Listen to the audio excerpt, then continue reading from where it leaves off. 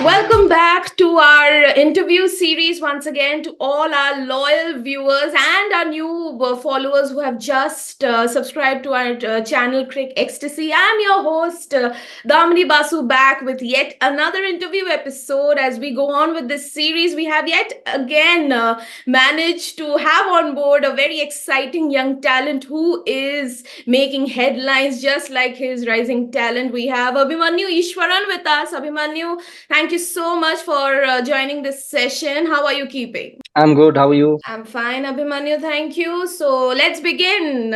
Spits off.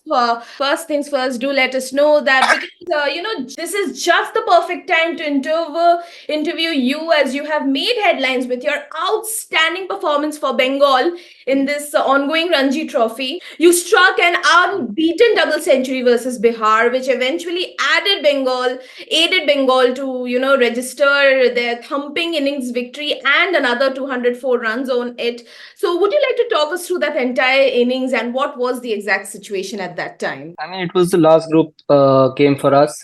We were not going to qualify even if we had won this game, but it was for the pride of Bengal. We decided we'll give it our best and try to win the game by taking 6 or 7 points, and we eventually won. So I think it was a really important game for me because I had just played 2 games this season in the Ranji Trophy because I was busy playing for India A. It was important that I come back to my team, give it my best, and get a big score, which helped my team to win, and that eventually happened. So felt good getting a double hundred for Bengal. Okay, and you scored the bulk of the runs for Bengal in that inning. So, what was the mindset during that time when you were batting? I felt we'd got them out pretty early for 94, and it was a really good thing because we had about 3.5 days to bat and get a big score for us. So the plan was just to get set and then just play according to the situation. I had taken my time initially, but with time I knew how the wicket was behaving, how the bowlers were, and what sort of shots I could play on that pitch. So I think my good and I could execute well, and that all eventually led to a big score. Okay. And even after your scintillating performance versus Bihar, the journey has very unfortunately ended for Bengal in this ongoing Ranji Trophy.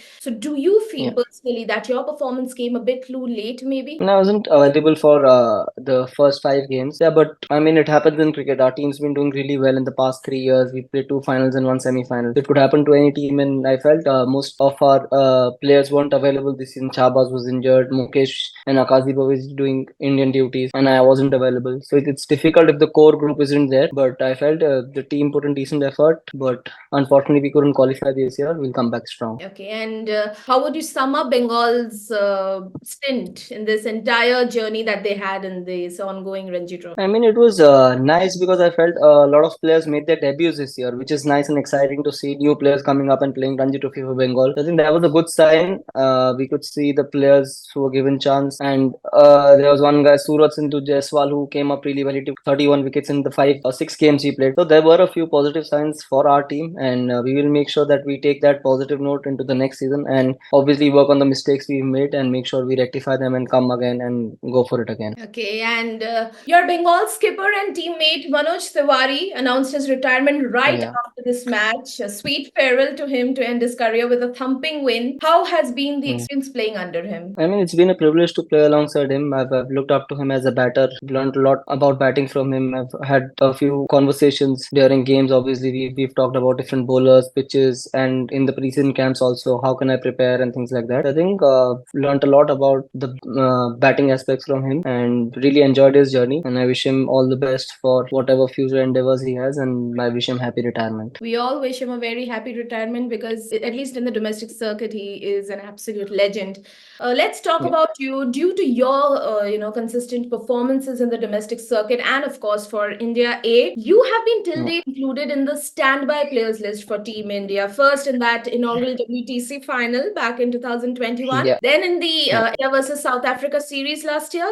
So, are you confident that gradually you will climb up the ladder and eventually receive your national call up officially? Yes, I hope so that happens soon. I've been putting in some performances and trying to improve as a cricketer. I've been in the 15 but not made it to the 11, and I hope that happens soon. I've just had that belief that I will one day play for India, and I'll keep working hard till that happens. Okay. And you must have had the chance to interact with the Indian team captain and coach. Firstly, it was the duo of Virat Kohli and Ravi Shastri, and now it is Yeah. the dynamic duo of Rohit Sharma and Rahul Dravid. So, how has the interaction been with them? What was their message to you? I mean, I've had a lot of interactions with coaches and senior players there, and the captain as well. So it's been really nice. We've talked a lot about the conditions there, what sort of plans I can have as a batter, what are the opponent's bowler strategies, or what are their lengths, or how do they try to get the batsman out. So on those aspects, we've had a lot of chats. So I think they've always been positive and they've always helped me improve as a cricketer. So it's been great so far. We hope you definitely get your chance to don the India colors someday officially. You talked about the being in the your chances for the senior team, Yeah, but you have been playing for India A consistently though. yeah, You have also yeah, scored your big run. So have the selectors yeah, communicate with you like you are in the India A squad consistently, but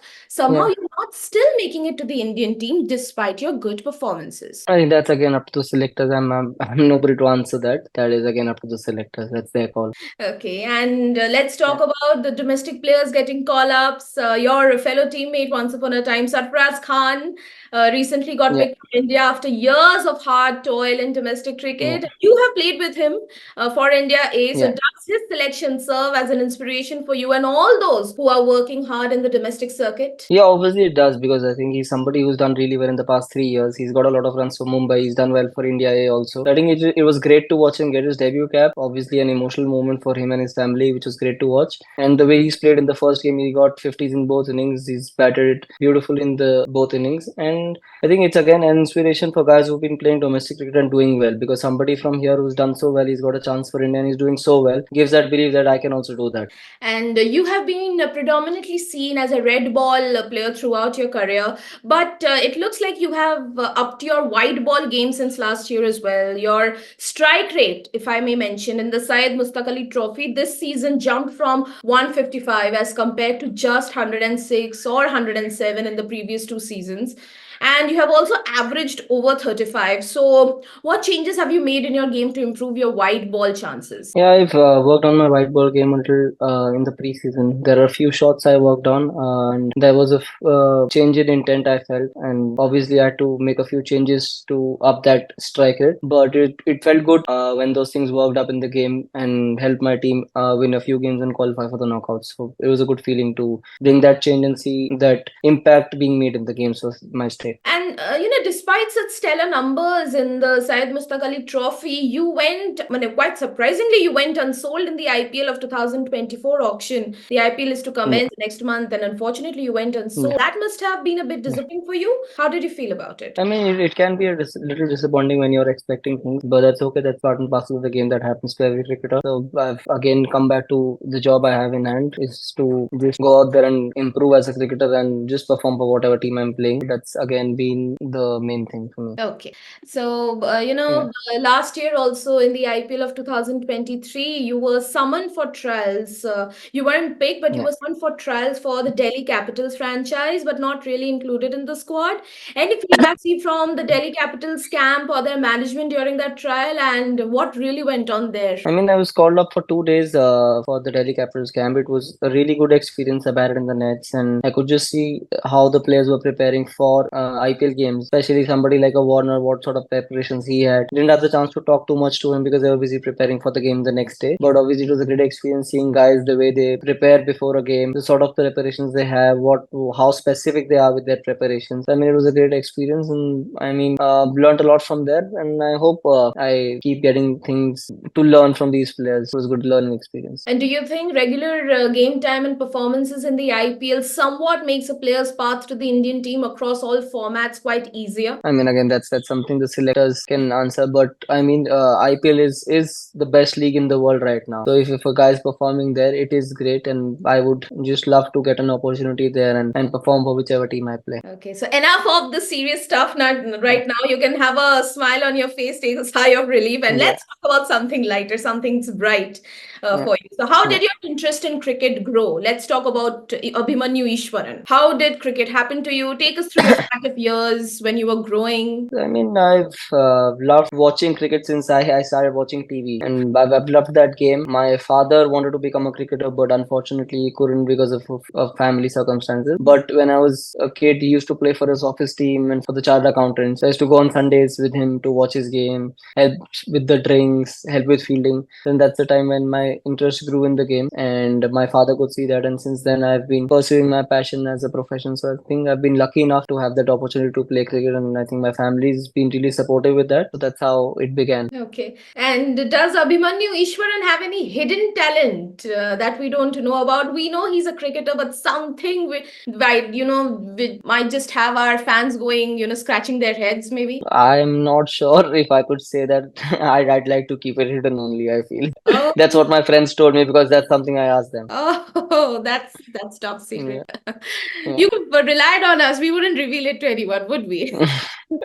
Okay. Moving on, does any particular cricketer you look up to? Like, who is your role model? I think it was Rahul Dravid when I started watching the game, and now it is Virat Kohli. And what makes you admire these two legends so much? I think I just loved the way they batted. I loved watching them bat, especially when the conditions were tough and these guys would come up and play for India. I think their attitude, their intent, and the passion they have for the game. You see a Virat Kohli play. I think it's just great watching him bat. So I think there are a lot of qualities. The way he is on the field, his aggressiveness. I love all of that. Okay, and you must be aware that the test series, the five-match test series, is going between India and Yeah. England. Have you been following Yeah. it? And if yes, then what are your thoughts about it? How are you looking?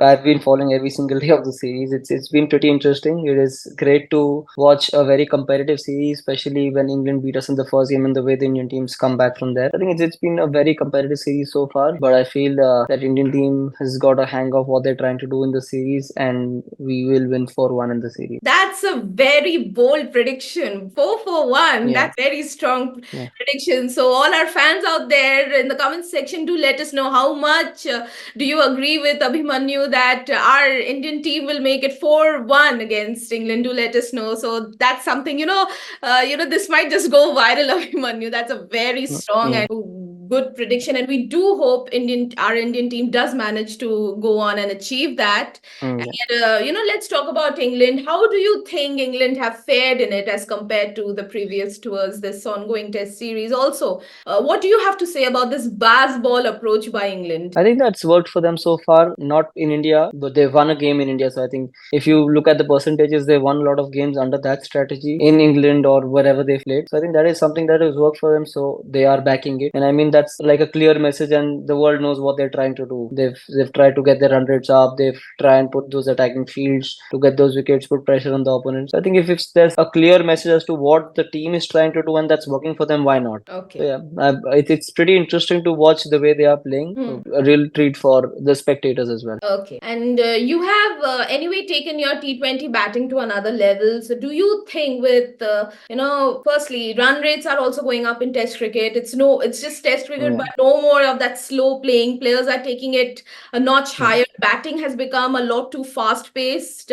Probably in recent times, Saraz Khan and especially Yashasvi Jaiswal's batting, you would agree, run rates have gone up, and teams are preferring proactive batters as well. The order, or at least till half of their top order. So, would you look to change the way you bat in the longer formats? I think I've made a few changes in my game in the past 3 years. I've changed the intent basically. That is what is the change you're talking about. So I think I've improved on my strike rate, and I feel the game is going at a higher rate now. The scoring rates have increased, and that is the demand of the hour. So you have to change according to what the demand is, and this will keep happening with time. So I think as a cricketer, if you want to improve, you have to change according to the times. So I have been working on that, and I think I've got a few results, and I've got a double hundred within 300 balls. So I think that is pretty nice. I felt, and I really enjoyed playing that way. Okay. And this brings me to my final question on an ending note. From here on, how do you look into the future with regard to your professional life? I think the future, again, the aim has always been to play for the country, and I will just keep working hard and trying. I'll keep trying to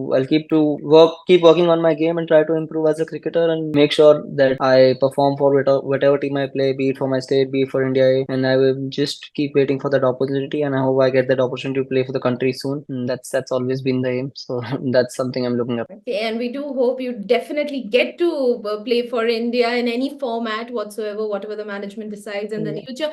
And with this, I'll conclude this interview session here. To all our viewers out there, ladies and gentlemen, boys and girls, you were hearing Abhimanyu Easwaran from Bengal, who was so fantastic with that unbeaten double ton he struck against Bihar. Sadly, Bengal had to end their Ranji Trophy, but let's just put it this way, that they ended on a high with that thumping victory, and of course that sweet farewell to legendary Manoj Tiwary. And Abhimanyu Easwaran is here. He's rising, he's shining, and most importantly, he's very, very focused as he moves on into the future. And with this, firstly, I'll thank you, Abhimanyu, for taking out time from your schedule and giving it to us to talk about your life and your cricketing experience as well. And to our viewers as well, do not forget to subscribe to our channel like a true ecstatic cricket fan. CricXtasy is your channel for cricket, for all the latest updates, not just in India but around the world. And do like and share this video as much as possible. And in the comment section, also let us know which other cricketer or which other sporting personality would you like us to interview, and any other fresh topics you would like us to cover for you. And until then, I'll be back. I'm your host, Damni Basu, will be back with yet another fresh interview and a video on any trending topic around cricket. Until then, stay tuned. Take care of yourselves. Abhimanyu, that's for you as well. Do take care of yourself, and it's goodbye. Thank you so much.